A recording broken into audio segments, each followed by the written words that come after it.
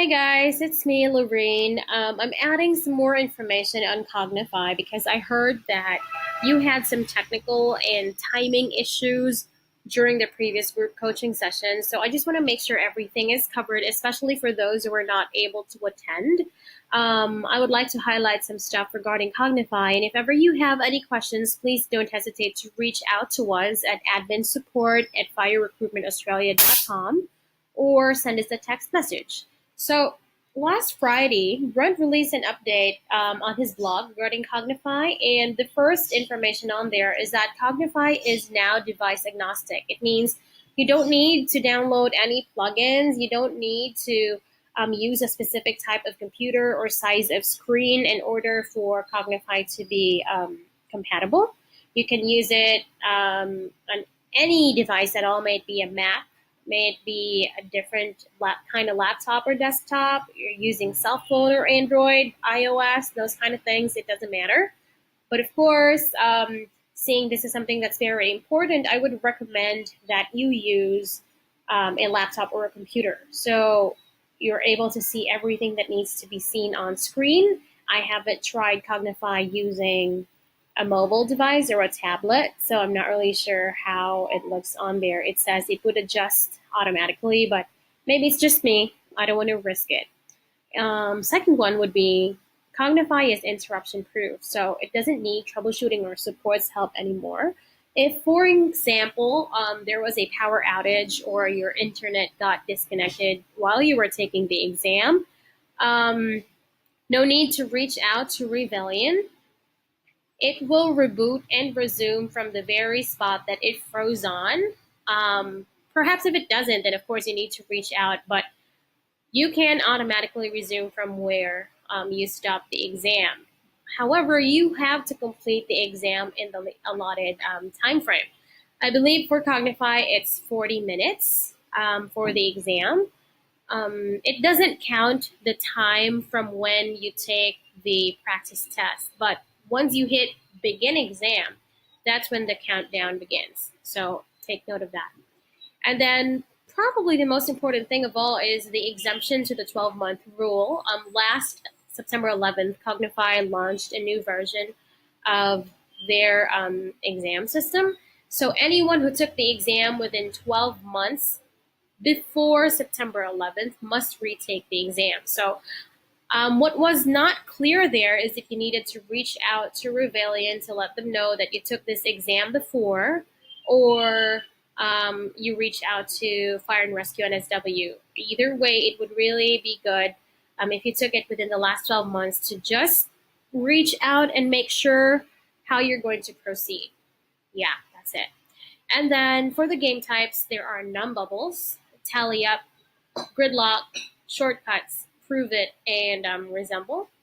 I will describe the games as we go along later on viewing the Cognify exam video. And then for the scoring, Cognify measures more than your cognitive ability. This is something that I must emphasize a lot at this time. You should be patient. You should take your time and analyze. Cognify is not a pass or fail nature type of exam. It's a best fit for profile type of test. So when you answer that test, don't think of it as just right or wrong. And if you get a high score in aptitude, then you're going to make it. No, that's not the case. If you remember, in one of our blogs, Brent said that for Fire and Rescue NSW, there is a particular curve, a bell curve, that the fire service is looking and hoping that their candidates fit in order to progress to the next stage of application. So you must fit particularly at a certain type of curve that they've issued. And high aptitude does not automatically mean you pass. Cognify also measures, say, your personality or your psychological profile in a way, especially with the resemble game type, wherein you're made to transfer sets of pictures from the left to the right and then rearrange it in order for it to become the final product that they desire. So from what I've heard, if you import everything in one go and then reassemble it there, you would score significantly lower compared to when you put a picture from the left to the right one by one and then rearrange it one by one, because perhaps psychologically it demonstrates that you're patient, you're diligent, behaviors that they're looking for in a firefighter. That's it. So that's just to give you an idea. And then lastly, there are no practice test reviewers available for Cognify. Several practice questions are available at the beginning of every exam, and you can practice to your heart's content. Again, timer does not start or count down. No matter how many times you retake the practice exams, it will only count down when you start the actual exam. Be sure to read instructions carefully. I cannot stress that enough. So let's jump on to the Cognify video. So let me just lower the volume for that real quick. Okay. So these are the test types. Tally up, num bubbles, shortcuts, gridlock, resemble, and proof it. Okay, so, oops, sorry. So for proof it, I would say that it is more on proofreading. So the goal of proof it is to identify as many misspelled words and punctuation errors as possible in the time provided. Now, proof it will measure your ability to quickly and accurately read passages and identify typos, punctuation, and grammatical errors. So Ali, the coach who took over the group coaching session last Saturday, was more on a maths and mechanical type of tutor.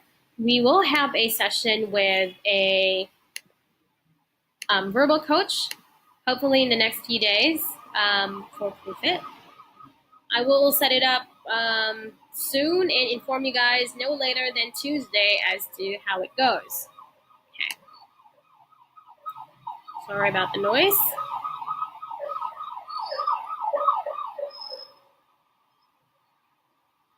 Okay. All right. So again, for this game, you will be shown a number of documents that needs proofreading, and you simply need to click on the errors. Now, I want you to focus on the lower part of the screen where there is a countdown timer. And on the right-hand side, there's an error counter to count the number of errors remaining. And then there is an incorrect marks counter. So you either max out your incorrect marks or you run out of time in order for one section to close, or you've already identified all the errors. Okay. So it's scattered everywhere. So this is the practice video. The error counter will update every time you identify an error on here.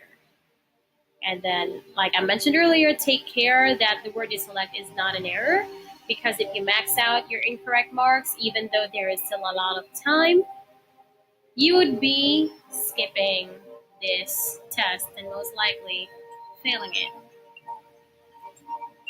Okay, so let me fast forward this a bit. Oh, by the way, if you need a copy of the Cognify exam, just the exam without my voiceover, without Ali's voiceover, just be sure to send me an email or a text so I can send you a copy.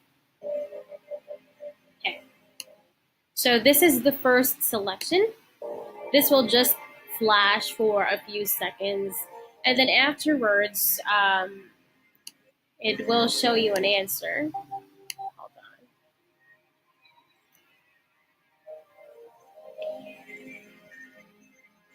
on. Almost there.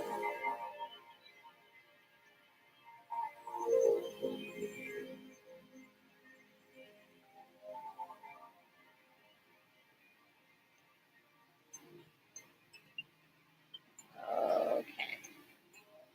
Alrighty. So like I mentioned, Ali is our math and mechanicals coach. So the one who will be discussing this in detail will be our verbal coach.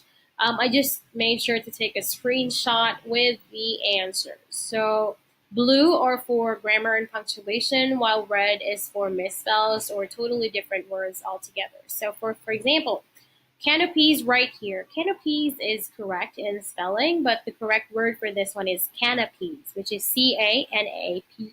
It's a type of pastry. So that's why it's tagged red. Now, there are up to 4 written selections for the Prove It, I think. It might be to your advantage to review all of them because, according to the grapevine, the selections may be repetitive and the errors may be rotated, but at least you know now what to look out for. So, yeah, that's a tip from me. Let me just forward it. Okay. Okay. The next exam that Ali chose would be, let's give it a few seconds to reveal, resemble. Just click on start. Okay. So like I mentioned earlier, resemble is quite important because it measures not just your cognitive but also your personality profile. Your task here is you'll be shown an objective pattern made with colored pieces, and you will need to recreate the pattern on the left to the right. Now, based on observation from some of our sources, that they would score higher if they put the items one by one and then rearrange it on the right side rather than lumping everything in one go. Okay, so my advice would be to read instructions carefully, take your time but not too much, and do it one by one. Okay, so for Proof I jumped from one case to another, but for this one, it would be best to take it slow so you can review. Again, I can send you a copy, just the video itself. So let me know. Same thing for Proof It. Pay attention to the countdown timer below. There's no error counter on the right hand side, and there's no incorrect marks counter on the right hand side. So there would definitely be less pressure for you here. Plus, the time given is a bit long, but there are a multiple number of items on there. So good luck with this one, guys. Hopefully, in the recording, Ali has given suggestions on how to improve your cognitive processes when it comes to reassembling. Okay. Now, this next game looks a hell lot like Tetris. It's called Gridlock. So you put certain figures on the grid, you rotate them, and then they lock if they are correct. So it's pretty much very similar to Tetris. Again, there's no error counter on the right-hand side. There is no incorrect marks, but there is a countdown timer at the bottom. So you just need to focus your attention to that. Some people are actually good in applying concepts right away to the computer. Others would take a little bit more time. So if you're part of the latter group and you work better with your hands, then I suggest you get a pen and paper or pencil and paper with you on the side and draw if it helps you think faster. Okay, since we are still on the initial stage, you are allowed. If it would help you to bring a pencil and a paper, but calculators are highly discouraged. The reason being, it would be unfair to the others and unfair to yourself. When you get to the final stage, there's no calculator there. If you fail here, then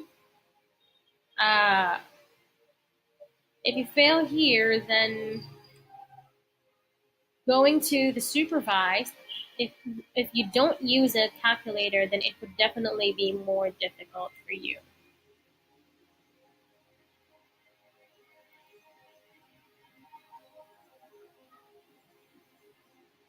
See this one right here? It's pretty tricky, huh?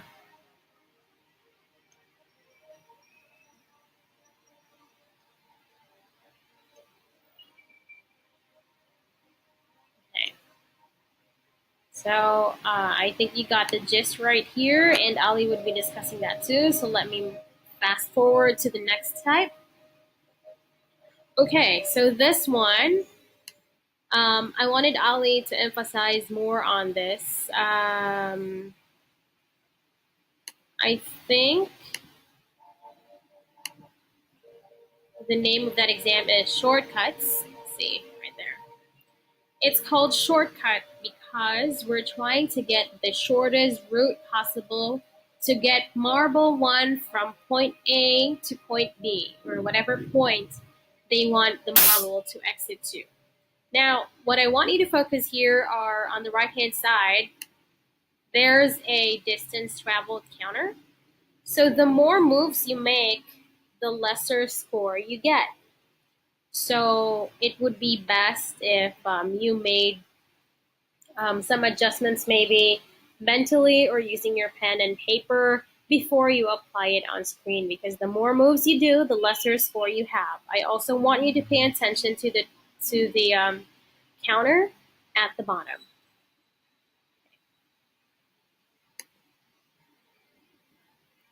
And read instructions too. Again, you can take or you can practice over and over. It won't affect the timer, but if you click begin test, that would affect your time. The countdown would start then. I am just not sure if you click on tutorial while you're on the exam, how much that would affect your time. So that is something I did not try. So I guess it would be best if you just did your practice before the actual exam, as it might affect your exam when you're there. Okay. And then the next type of exam would be the numb bubbles. So there are 10 rounds, and you will notice that for the numb bubbles, it starts off generally easy. Your goal is to get a sum or difference that is equivalent to the target at the bottom below. So it says there are 5. And then it becomes faster and faster as the round progresses. So there's definitely the pressure there. Hopefully you get to finish all 10 rounds before the time runs out. So unlike the previous exams where you had pretty difficult tests, that's square root or formula based, and lengthy multiplications and divisions, here it's pretty easy, but it's also pretty fast. So that's definitely an adjustment there. And then just a tip, to exercise your numerical faculties on the aptitude site of our program, fireserviceaptitude.com. There's a section on there dedicated to fire and rescue NSW. The higher the number, the more recent the exam. So those are based on the recent and previous intakes. You can practice on the mathematical questions there. There's definitely no time wasted because, again, it stretches your mind, your imagination, and if it's practice, then it's always good. So, again, this year's code says be ready for anything. So I guess that's what everyone is doing, getting ready for Cognify, getting ready for whatever exam may get thrown your way, because the verification exam, I believe, is not game-based. So that may be a different type of supervised exam.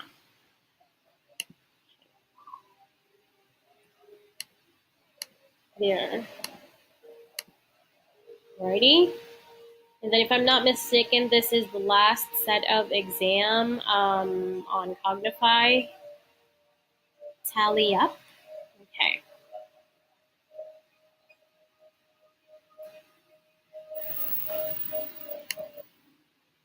So you will be shown 2 sets of tokens and must decide which side has the higher value or whether both sides are equal. So you click on the side with the higher value, Or if they're both the same, then you click on the equal sign in the middle. Okay.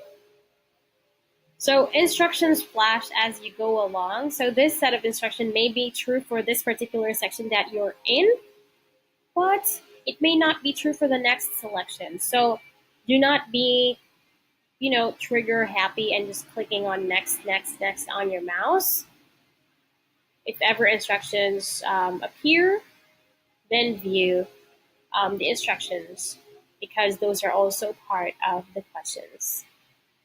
So see, pretty simple, but then it bumps up, it becomes faster and faster with more items to consider.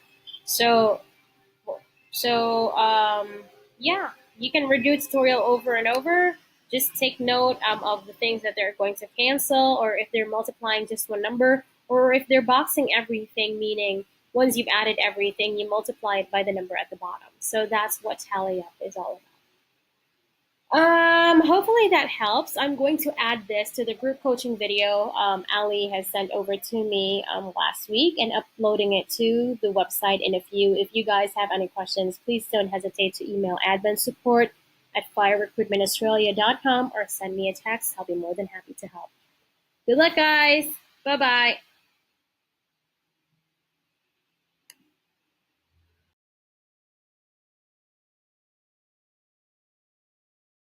Okay, let me go to next game. Okay, yeah, so once you're done, it will take you back and you can able to start a new game. Now, the next game is called Gridlock. Now, Gridlock is basically they're giving you limited space and they're giving you different patterns, and they're asking you to assemble those patterns within that limited space. And I hope that many of you guys might have played this game as a child as well, because it's a really common game. For example, this one. Okay, so this is a practice one, pretty simple. And if you notice, this is a pretty obvious game, and I have been playing my childhood a lot on mobile as well. You're given two shapes, and they've asked you, see, they have given you limited space, and they've asked you to assemble that. So I know this one goes here, and this one. If you click on the shape itself, another key important thing, you're able to rotate that shape. Okay, so that's a really important notification. So when you rotate it, you will notice that you will get a shape like this. A downwards, a proper L, okay, and then that way you were able to assemble it. Okay, let's clear it. Right, move forward. As you go further, again, this is only practice. After practice, you would have the actual. I think this is the actual, and you're given only 3 minutes.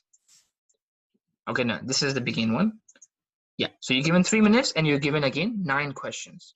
And as you proceed, the shapes are more and more limited space, and it gets more difficult. So I will show you a difficult one so you can understand what you should expect. It's an easy one. Here it's a difficult one. Yeah, see, this one is slightly difficult. And if you notice, you can rotate the shape like that, assemble it. Now you need to make sure there is no empty spots. Okay, so you need to assemble the shape such that there is no empty spot.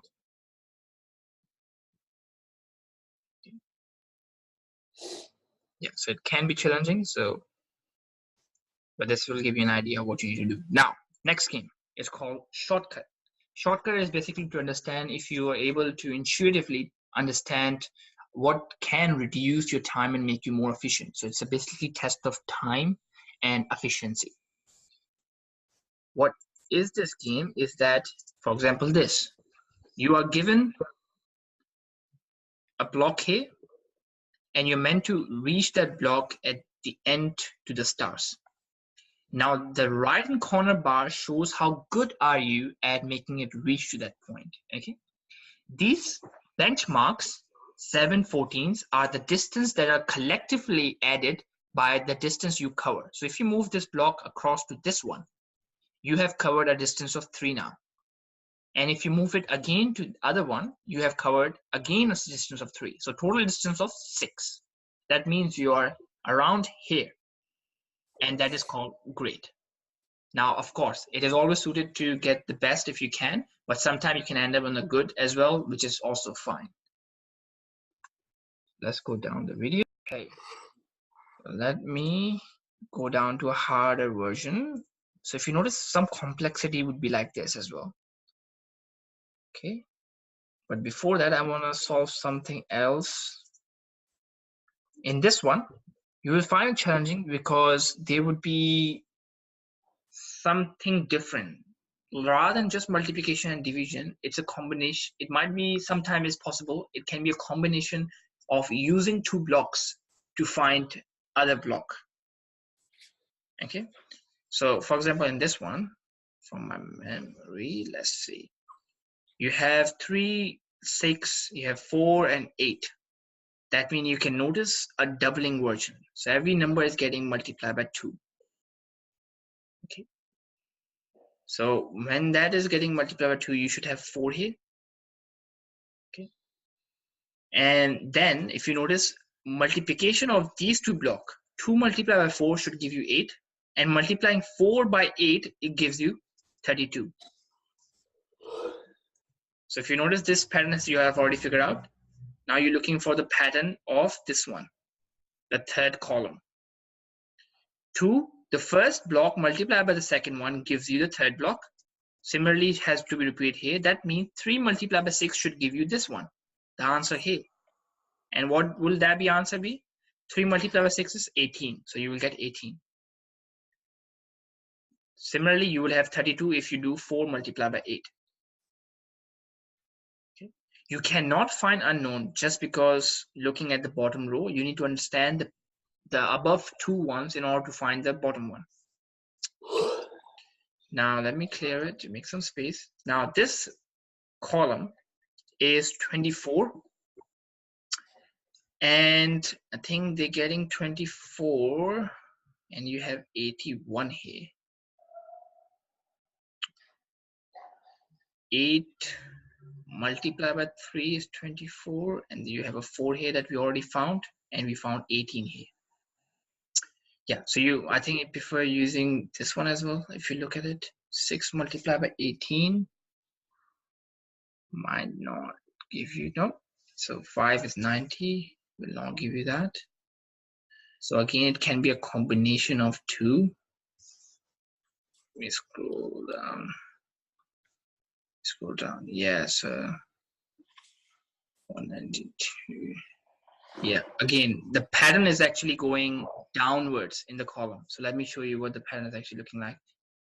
If you notice, this is your 8. 8 is getting multiplied by 3 to basically give you 24.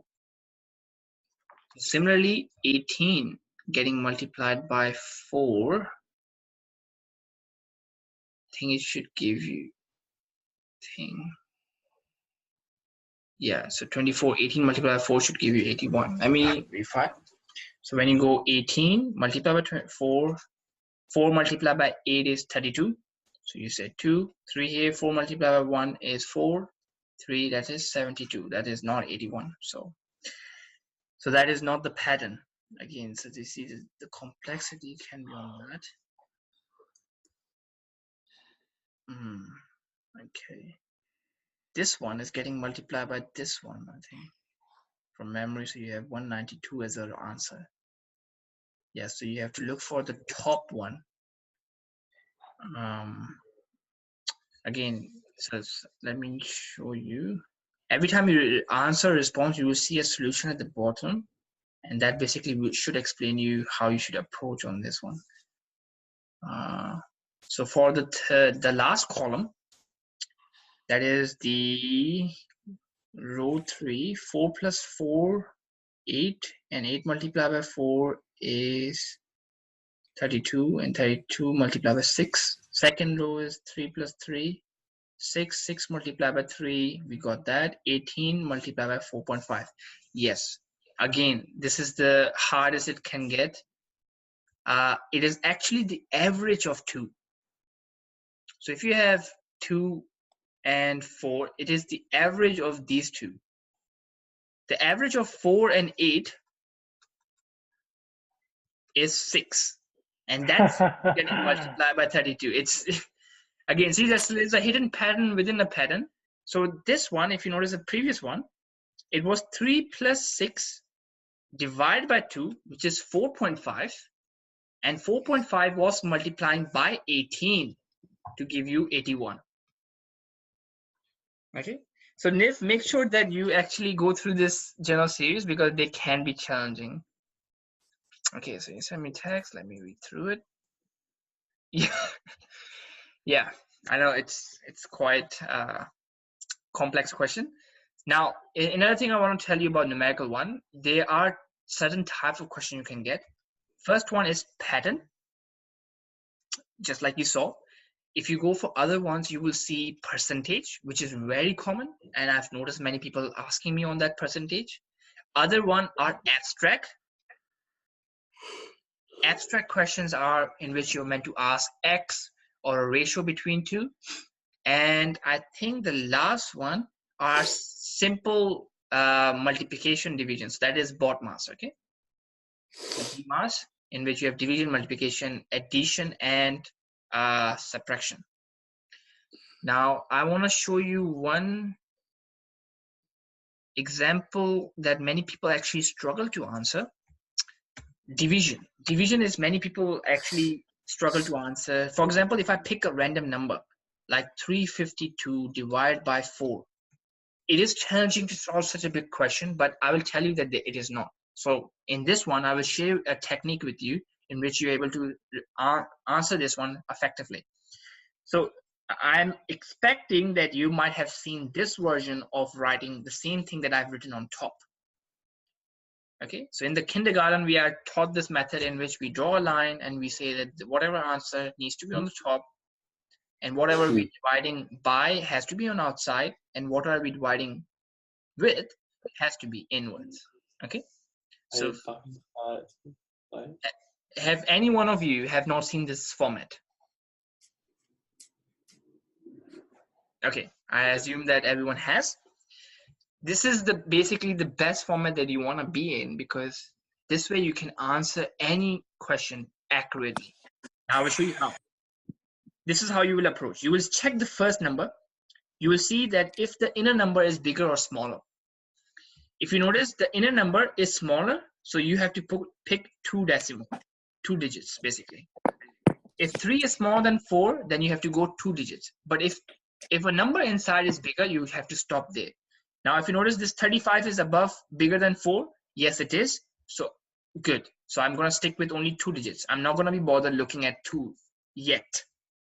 Now, next part is to pick a number that I can multiply by 4 to make sure that I'm as close to 35 as I can be. Now, I noticed that 8 multiplied by 4 is 32. And 32 is less than 35, but making sure that if I picked 9 multiplied by 4, that will exceed 35. And that's something I cannot have. I need to make sure that I pick a number that stays within 35. So 8 is the most suitable one. 8 multiplied by 4 gives me 32. Perfect. I draw a line. I switch the sign to negative. I know that 35 minus 32 gives me 3. And I copy this 2 down. Okay.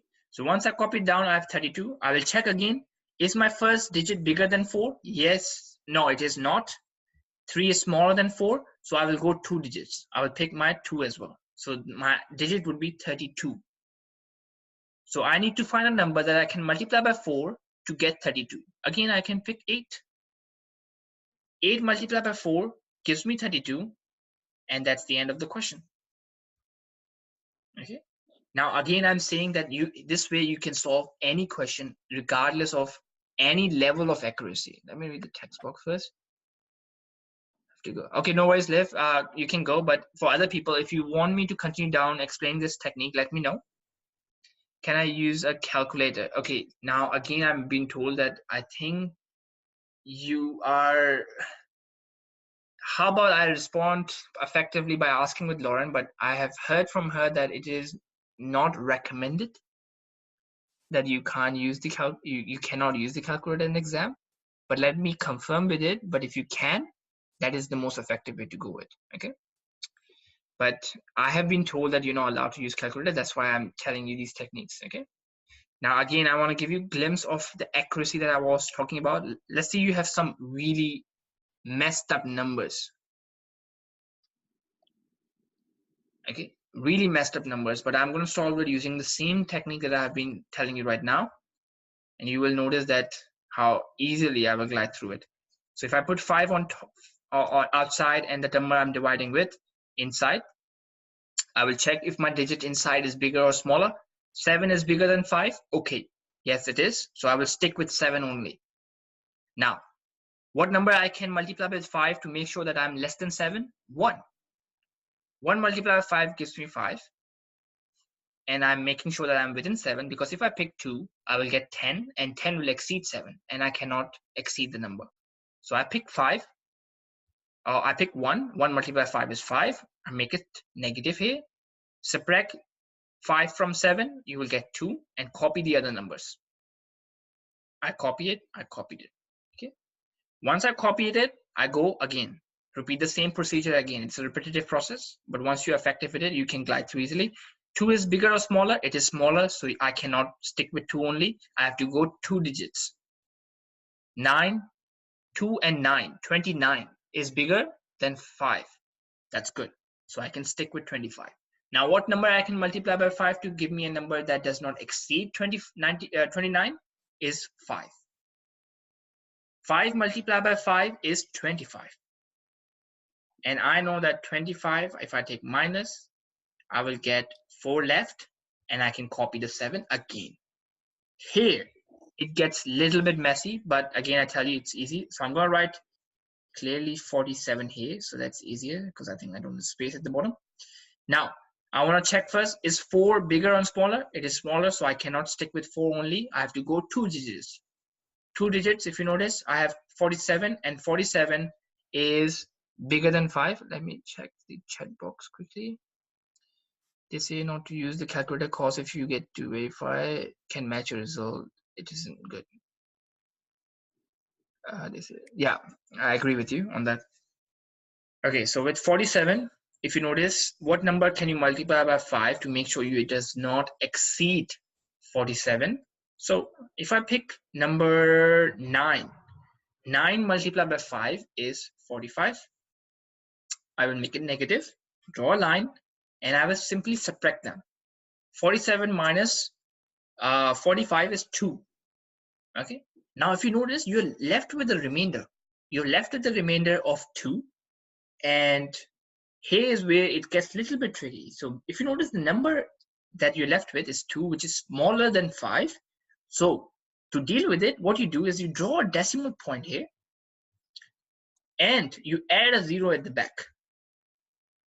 When you ever, because what happens is that, imagine if I have $1 and I put as many zeros next to it. The number of zeros I'm adding will increase its value. But if I have $1 and if I put a decimal, regardless of me adding any zeros, it will not increase its value. It will still stay $1. Okay, same concept I'm basically teaching you here, that when you put a decimal, you're not increasing its value by putting a 0 here, because I have put decimal as the answer, at the answer. Now, if you notice 20, yes, I can go 2 digits because 2 is smaller, but 20 is not. What number I can pick with 5 that can give me, does not exceed 20? 4. 4 multiplied by 5 is 20. And if you notice minus, I'm left with no remainder, and that is my accurate answer that I can get. 159.4. Now, again, the way I taught you was slow, but once you have like proper understanding, you can solve such big concept questions. And I have noticed that some of the New South Wales questions are like this. They give you a bunch of number like this, and they ask you division, and they ask you response, and this check your level of accuracy sometimes as well. So be mindful on that. Does anyone have any question on this concept?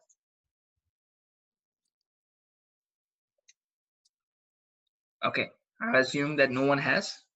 If you have, and if you want me to answer it, just write down the chat box as well. Okay, I will respond it. Now, since Neil has left, and I hope to, is he here still? Okay, let me check quickly. Oh, he's still here. Okay, cool. You want me to continue, or do you are you gonna leave soon?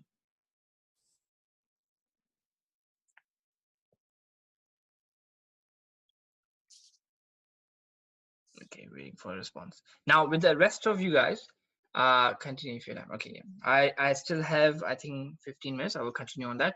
Now before that, for rest of you guys, if you have any specific questions that you have attempted personally and you want me to answer, just drop that in your Dropbox. Any concept like numerical, if you want me to go over mechanical, I can go quickly over now, but do not panic.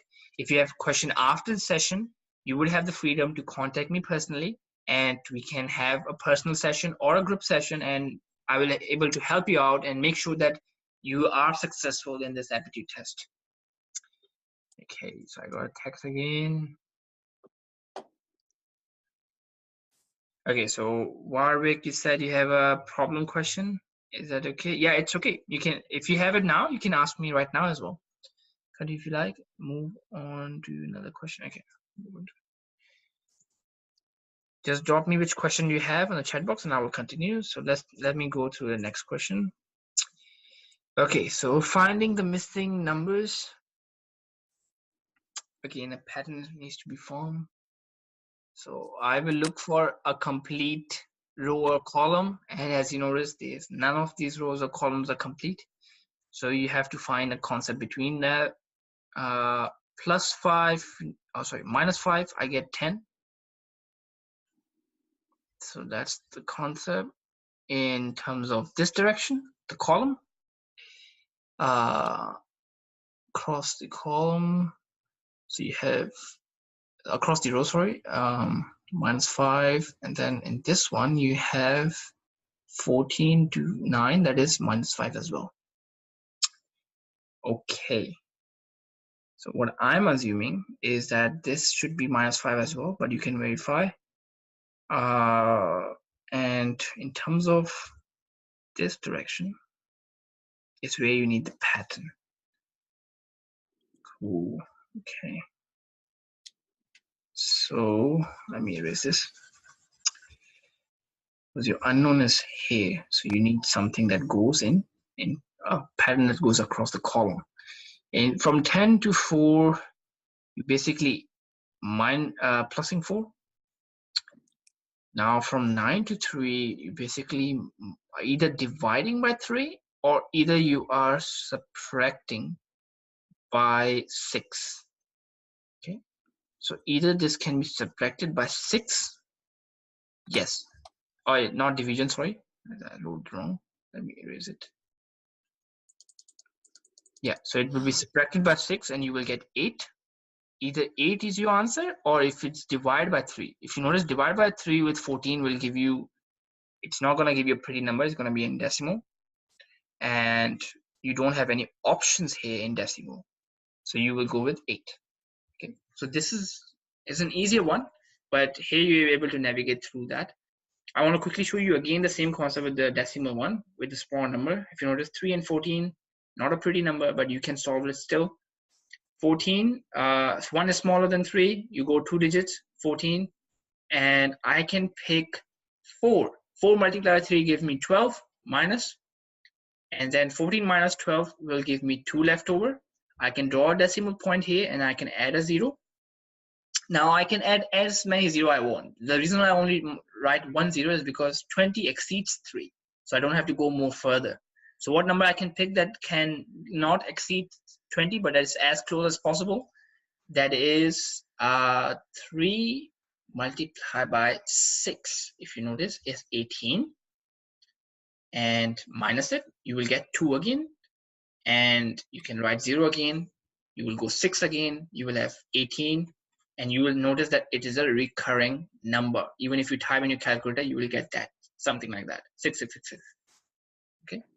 But again, you do not need to bother to write so many accuracy. Having one accuracy and you can see the response in your option is good enough. Just select it and move on. As this is a time constrained exam, it will be quite pressurized mentally for you to actually take such long steps elsewhere. I have a problem question. What number when multiplied by itself is 19 greater than? Okay, so Warwick shared a question that I will write it down, and I hope that will help everyone on that. The numerical as well. What number when multiplied by itself? So a number x, for example, when it is multiplied by itself, will give you 19. That's the question. Greater is 19 greater than the preceding number when it is multiplied by itself? Okay, that question itself is grammatically incorrect. What number when multiplied by itself is 19? Greater. So add. Then 19 greater than the preceding number when it is multiplied by itself. 19 greater. So that means add of y multiplied by y. Okay. So they're basically saying that x is a number or a combination of a number that gives you 19 greater, basically 19 bigger. For example, I will show you with an example actually. Let's pick, for example, 2 and 2 as x and y as 3, for example. Actually, let's do other way around. Sorry, x is that and y is that. So I know y multiplied by y is giving me how much? It's giving me 4. Okay, and x multiplied by x is giving me 6. So if you notice, the difference between these two is 6 minus 4 is 2. They want a difference of 19. So that's the concept basically. Okay, they want a gap of 19. Now they have select 8 as you can already see here, but let's prove it so you can understand what's the story behind it. Let me clear it. Okay, so since they have picked 8, that means the previous number has to be 9, since this is the next number. Let's see. 7 multiplied by 7 gives me sorry, the previous one, 3 multiplied by 3 is 9. Yes, I get the mistake. So I will answer that. 2 multiplied by 2 is 4. 3 multiplied by 3 is 9. So the gap is 9 minus 4, that is 5. Okay, my mistake, I was rushing on it. Now that one, next one, this one, 7 and 8 you're given. 7 multiplied by 7 is 49 and 8 multiplied by 8 is 64. Okay, and the difference between these two, 64 minus 49, is where they're checking. You get 16 minus 49 is 15. Okay, that is still not above 19. Self is 19 greater than preceding. Warwick, are you sure it is 19 if that's asked? Oh, sorry. Yeah, I'm picking number from here, but it is a different one. So let's pick his answer. For example, this is 15. Again, you cannot pick 8. Let's pick 9. 9 and 8. So with 8, you have 64, double, and 9, you have 81. So the difference between 81 and 64 is what you're analyzing. And if you see with this one, you'd have 20, but you would have 3 less, so that would be 17. Okay? Yeah. So 17 is still, is that correct? Right? Yep. Okay, so 17 is less than 19. So that is also not correct. So again, your response would be 10, of course. Is that 10 the correct answer? From what I gather, from what I could work out, it was, because that was the one question that stuck in my head that I wrote down from last year that stumped me, that I couldn't work out for life of me until I did worked it all out and went back through it all. So 10 is the answer that I got to without getting too confused. Makes sense. So are you able to understand what's the math behind it now? Yes. Yeah. It's just the way that it was put, like grammatically, and then trying to work it out. Exactly. When I read it, that was grammatically hard to see it as numerical question. Yep, correct. Okay. But again, it comes with practice. So I hope this helped you on that. Do you have any more questions, or anyone else has any other question? Nah, I'm good. Okay. I hope everyone is good. Is Nev here as well? Nav, do you have any question? If you have, write in the chat box.